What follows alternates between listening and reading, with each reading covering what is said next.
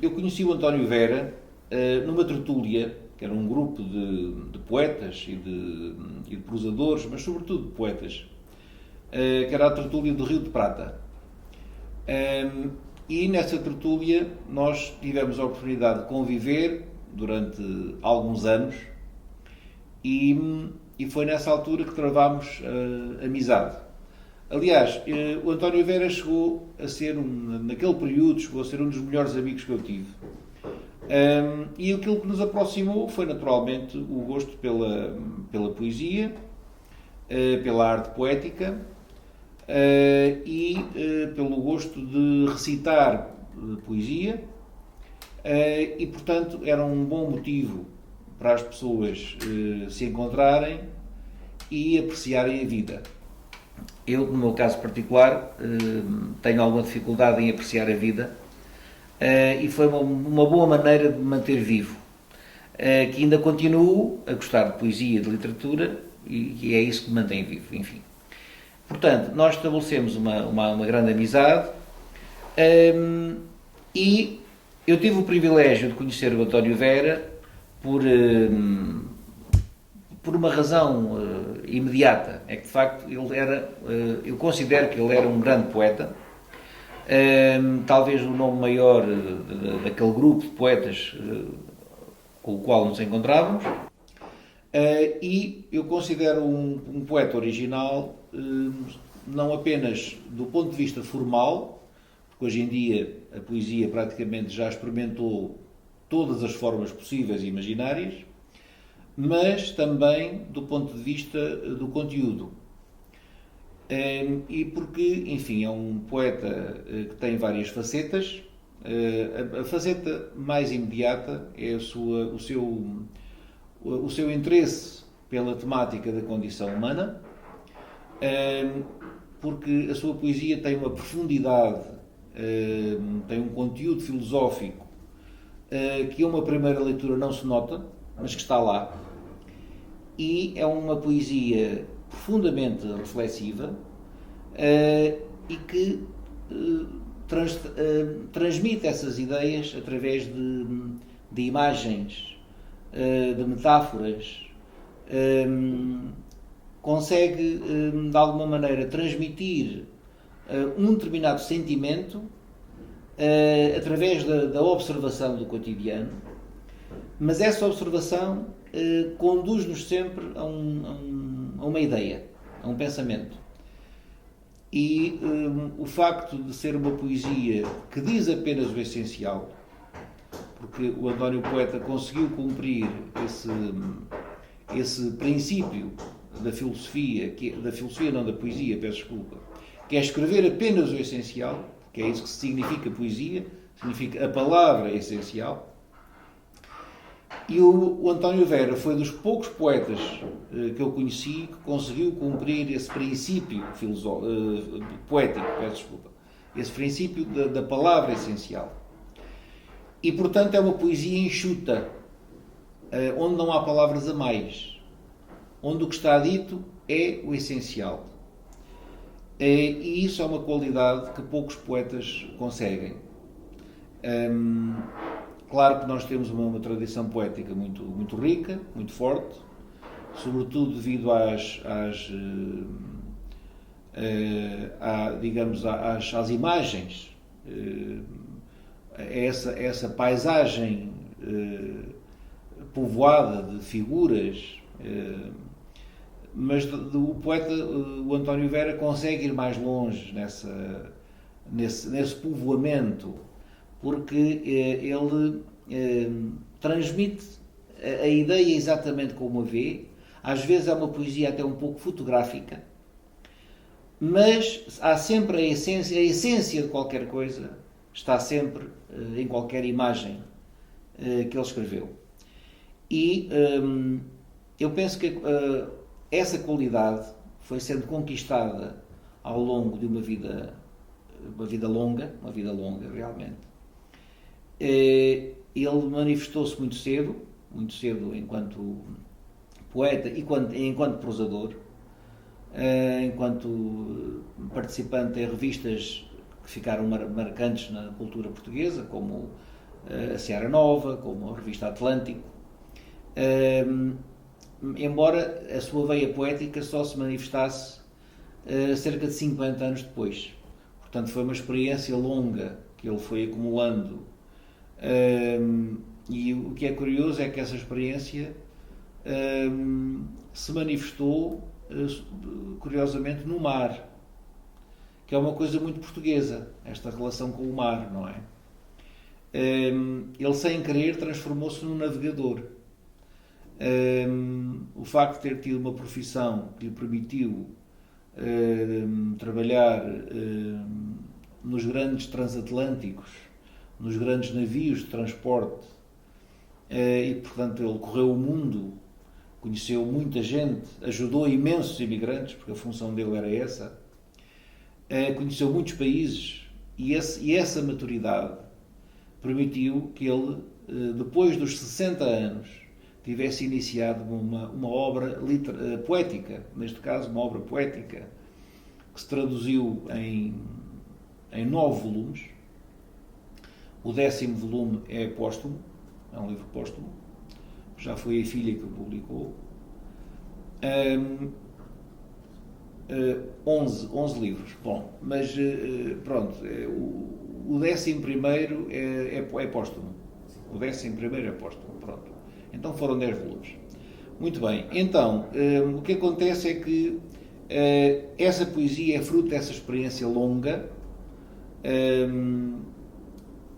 e é curioso que ele é um homem que, embora viajado e com influência de muitas culturas, a cultura dele é claramente uma cultura portuguesa, de raiz. Um homem de Lisboa, um homem que cresceu em Lisboa, que viveu em Lisboa, mas que soube compreender o mundo e sobretudo, conheceu muita gente, não é? O simples facto, por exemplo, de ele ter conhecido o Pablo Neruda, com quem se relacionou, esporadicamente ou pontualmente, o facto de ter percorrido os recantos mais longínquos por onde andou, tudo isso serviu para a construção dessas imagens poéticas que ele fez no conjunto da sua obra. É claro que outro aspecto importante que eu poderia falar, o aspecto humano, não é? O aspecto humano do António Vera, era um homem que se interessava pelas pessoas, que gostava das pessoas, e não é fácil gostar das pessoas, embora gostasse das pessoas, sabia dizer a verdade, portanto não escondia, digamos, o que sentia e o que pensava. Eu tive a oportunidade de fazer alguns prefácios, prefaciei alguns livros dele, uns 3 ou 4 livros dele, o que me permitiu, enfim, ter um conhecimento um pouco mais alargado do conteúdo poético da sua poesia. Portanto, para além desse aspecto que eu já referi da condição humana, há um outro aspecto curioso na poesia do António Vera, que é a questão do amor. O amor numa perspectiva teológica, numa perspectiva de uma certa santidade, que também não é muito comum na poesia portuguesa contemporânea, que é uma poesia um pouco mais terra a terra, enfim. O António Vera, embora também seja um pouco terra a terra, consegue elevar-se desse imediatismo, e faz, não digo que ele seja um místico, não, ele não era propriamente um místico, também não seria um crente, mas na verdade ele revela alguma capacidade, alguma ataraxia mística, não muito visível, mas que está lá, e portanto há ali uma forma de santidade, mesmo quando fala na temática do amor, na temática amorosa. E essa é outra qualidade na poesia dele, não é? Portanto, essa questão é uma questão, enfim, não está muito explorada na nossa poesia, embora se pudesse fazer um estudo sobre a presença do pensamento cristão na poesia, na grande poesia do mundo, porque de facto ele existe, e talvez houvesse lugar para o António Vera nesse estudo, digamos assim. E, portanto, basicamente o meu depoimento é este, enfim, digamos que eu sempre vi o António Vera como um poeta jovem, apesar da idade avançada, com que eu já o conheci, com a qual eu o conheci. Sempre o considerei um poeta jovem pelo facto de ele ter iniciado a sua carreira já um pouco adiantadamente. Mas curiosamente sempre o li como se fosse um poeta novo, como um poeta novo que traz uma poesia nova. E como digo, não é apenas do ponto de vista formal, e quando falo na questão do formalismo, refiro-me ao facto de ele ser realmente original na forma como escreve, sempre o cursivo menor, a preocupação do cursivo menor, que ele elege como estética pessoal, como uma estética pessoal. Enfim, basicamente é isto que eu posso dizer sobre o Vera. Eu espero vir a ter a oportunidade de publicar um pequeno ensaio sobre a poesia dele, para além do que já escrevi sobre ele. Gostava de fazer um pequeno estudo simultaneamente biográfico e crítico do poeta. E espero ter a oportunidade de o acabar e de o publicar, porque de facto nós temos que falar um pouco sobre os poetas que não são realmente muito conhecidos do grande público. Aliás, pela parte que me toca, eu acho que passei a vida inteira a escrever sobre poetas que ninguém conhece, ou quase ninguém conhece. E grande parte do que escrevi sobre poesia portuguesa contemporânea centra-se em autores que muito pouca gente conhece. E o António Vera é um desses autores que precisa realmente uma certa... Não é que a minha ajuda seja muita nesse sentido, porque o ensaio literário e filosófico não tem grande amplitude, nem não tem grande expansão na cultura portuguesa contemporânea, ou não tem quase expressão nenhuma. Continua a haver muito poucos leitores de poesia e dessas áreas do pensamento, e portanto é sempre um trabalho solitário e pouco frutuoso, embora o ato de publicar seja um ato que procura uma certa perenidade. E portanto é por esse motivo que eu não desisto, ainda não desisti de me pronunciar mesmo sobre poetas que ninguém conhece, ou que pouca gente conhece. Poetas que a crítica abandonou, e essa é outra questão curiosa, porque de facto, crítica no sentido pleno do termo, nós também não a temos. No nosso ambiente cultural também não temos essa tradição crítica, nem neste momento temos grandes críticos a escrever nos periódicos, mas pelo menos tentamos fazer o que se pode, o que é possível, não é? E pela parte que me toca, eu não sou propriamente um leitor de poesia. A poesia é uma expressão literária que me ajuda a pensar, e é por isso que eu escrevo. Portanto, eu não leio poesia, eu escrevo sobre poesia. Não sou um leitor compulsivo de poesia, não sou um consumidor de poesia, mas escrevo sobre poesia. E já escrevi muitas centenas de páginas sobre poesia. Poesia portuguesa, evidentemente. Embora tenha um projeto que, enfim, um pouco ambicioso. Gostava precisamente de fazer fazer um ensaio desenvolvido, longo, sobre a presença do pensamento cristão na poesia europeia, não só portuguesa, mas europeia. Pegando em autores como o Dante, como o Shakespeare, como o Milton, os grandes poetas universais. E aí ter a oportunidade também para falar sobre alguns poetas portugueses. Não apenas o Camões, mas como o José Régio, por exemplo, e outros poetas que seguiram um pouco a linha do pensamento cristão. E o Vera tem essa, embora o Vera seja um ateu, ele nunca foi verdadeiramente um cristão, era um homem que detestava os padres, por exemplo, mas há uma vertente cristã na poesia dele, que se calhar nem ele próprio se apercebeu que a tinha. Mas tinha, de facto, tinha, e está lá, para quem quiser ver e para quem tiver a capacidade de ver, naturalmente. E o papel do ensaísta é precisamente revelar esses aspectos que não são tão visíveis num poeta, não é? Eu não conheci inimigos do António Vera. Eu penso que... Eu acho que as pessoas todas gostavam do António Vera.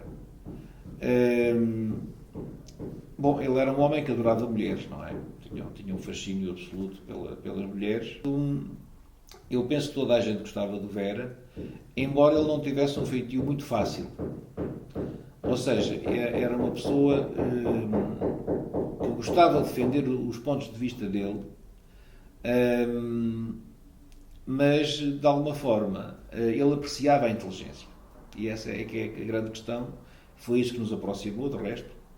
Ele tinha um profundo respeito pela inteligência e não gostava de pessoas estúpidas, como é evidente, não é? Portanto, porque há muita gente estúpida à nossa volta. Bom, então, do ponto de vista da família, eu penso que o pouco que eu soube, que eu me apercebi, ele era um homem que andava embarcado, portanto ele raramente estava em casa. Portanto ele não teve grande vida familiar. Portanto a família teve que se habituar a essas ausências prolongadas. A própria filha fala nisso, portanto eu estou a basear-me no que a filha conta, isso, não é? Com os amigos, ele tinha amigos sólidos, amigos fiéis. Tinha amigos fiéis, amigos do coração, exatamente. Do peito. E, portanto, alguns desses amigos eu não os conheci. Portanto, a filha fala com frequência em alguns nomes que eram fiéis à amizade de António Vera. Conviveu com alguns poetas da geração dele. Penso que é outra coisa que hoje em dia não é muito frequente, porque os poetas estão todos de costas voltados uns para os outros. E o António Vera é um homem de uma geração em que realmente se convivia. E depois também era um homem da ação, curiosamente. Eu almoçava com ele com alguma frequência aos domingos. Era o dia em que almoçávamos. E pronto, ele gostava de coisas boas, não é? Gostava muito de marisco, por exemplo. Enfim, comíamos coisas variadas, não é? Basicamente era isso. Muito bem. Muito obrigado.